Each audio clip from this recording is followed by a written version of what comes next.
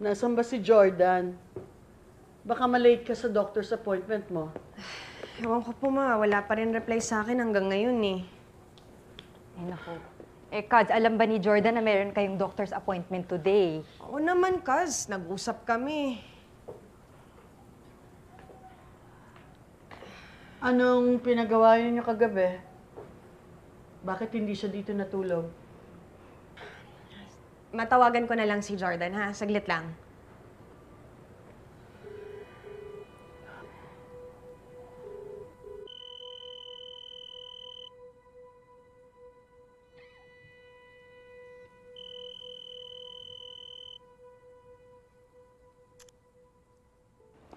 Hello?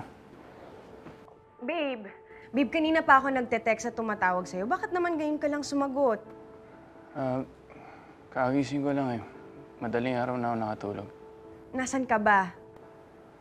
Nandito ako kay Jeff. Babe, nakalimutan mo bang may appointment ako? Di pa napag-usapan na natin to. Sabi mo, pupunta ka. Magbibis lang ako ha. Hintayin mo ako.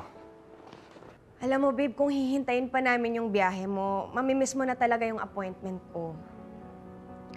Di bale na lang kay Nunette na ako magpapasama, okay? Sige na. Christy, sandali. Ay, naku, tita. Yan na naman. Wala na naman. Eh, hindi daw po nagising on time, ma. Tayo na lang, Net. Sino pa bang sasama sa'yo? Of course. Tara na. Baka malate pa kami. Jordan, huwag mo namang hayaang masira yung araw mo dahil nag-away ko yung dalawa ni Christy. May naisip ako. Why don't you come join me sa pagsha-shopping ng baby clothes? Para mawala naman sa isip mo yung problema mo. O tapos pag lumamig na yung ulo ni Christy, saka mo na lang siya kausapin.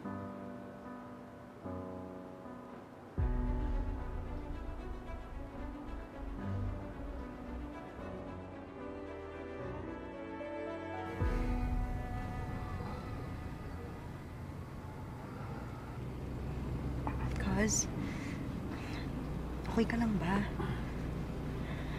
Hindi ko na alam, Kaz. Parang nagigilty ako, eh. Bigla ko na lang kasing binabaan ng telepono si Jordan kanina. Nadala na rin siguro ng galit. Naku, tama lang yung ginawa mo, no? At saka, grabe naman kasi yung jowa mo, Kaz.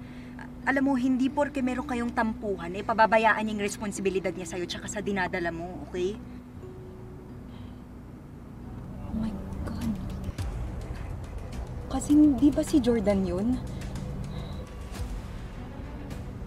Siya. Dito na lang ho. Okay na.